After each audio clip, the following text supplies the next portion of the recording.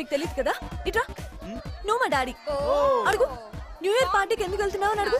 చూడమ్మా, నువ్వు new year పార్టీకి వెళ్ళకపోతే ఏంటంట? నువ్వు వెళ్ళకపోతే కొత్త సంవత్సరం రాకుండా అయిపోతుందా? అది కాదు డాడీ, ఇప్పుడే కదా మేము ఏ పార్టీలకు వెళ్ళినా పెళ్ళయ్యాక మొగుడు పంపించుక, పెళ్లికి ముందు అమ్మ నాన్న పంపించుక, ఇంకెందుకు ఆడపుట్టు. సారీ, అడక్కడక్క మన అమ్మాయి పార్టీకి వెళ్తానని నోరు తెరిచి అడిగింది. పంపేయండి. రాత్రికి మిడ్ నైట్ మసాలా చూసి బాగా ఎంజాయ్ చేద్దాం. ఎవరు నువ్వు? మీ మమ్మీనే.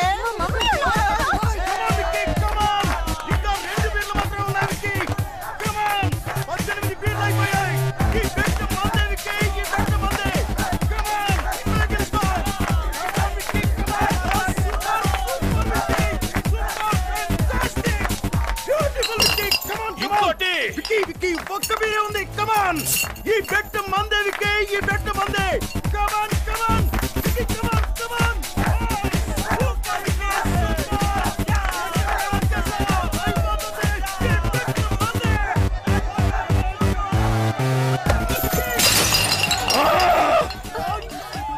I'm sorry.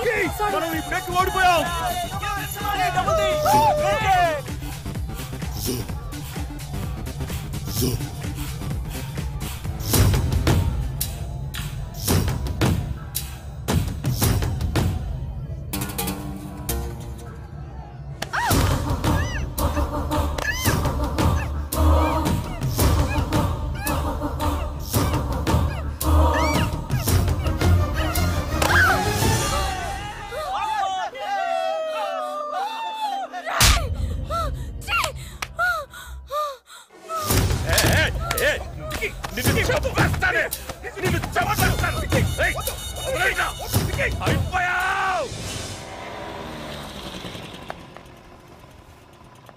వెళ్తానే.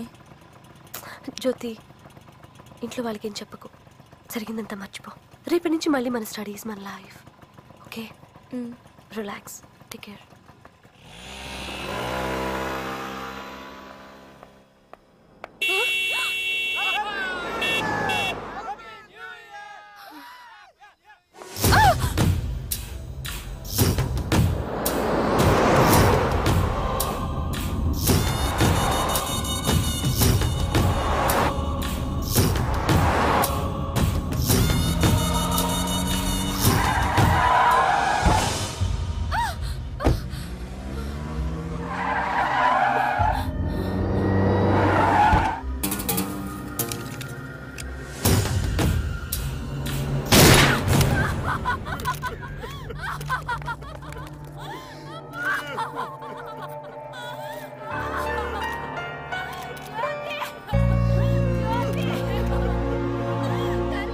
హైదరాబాద్ లో నిన్న రాత్రి జ్యోతి అనే సెకండ్ ఇయర్ డిగ్రీ స్టూడెంట్ ని నడి రోడ్డు మీద దారుణంగా కాల్చి చెప్పారు. ఈ హత్య జరిగిన 40 నిమిషాలకు ముందు ఒక పార్టీలో హోమ్ మినిస్టర్ కొడుకు విక్కీకి ఈ అమ్మాయికి మధ్య ఏదో ఘర్షణ జరిగిందని జ్యోతి స్నేహితులు చెప్తున్నారు. ఈ హత్య అతనే చేశాడని ఆరోపిస్తున్నారు. హోమ్ మినిస్టర్ కి విక్కీకి వ్యతిరేకంగా రాష్ట్రంలోని స్టూడెంట్స్ అందరూ పెద్ద ఎత్తున ఆందోళనకు దిగారు. ఇందులో హోమ్ మినిస్టర్ కొడుకు పాత్ర ఏదీ లేదని ఓ పక్క పోలీసులు అంటుండగా, స్టూడెంట్స్ మాత్రం అతన్ని ఎలాగైనా కోర్టుకి ఈడుస్తామని, దోషి అని నిరూపిస్తామని చాలా పట్టుదలగా ఉన్నారు. అదే నేను అక్కడ ఉంటేనా ఒక భారతీయుడ్లా, ఒక ఠాగూర్లా, భూభాగంలో మరాఠీ లాఠీ ఆ తెర మీద బొమ్మ కదరా నిజం. నిప్పు లాంటి నిజం. నిజం నిరూపిస్తా.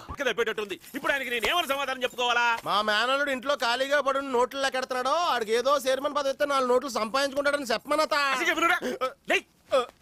నీ ముఖానికి ఇదే ఎక్కువరా. బావా బావా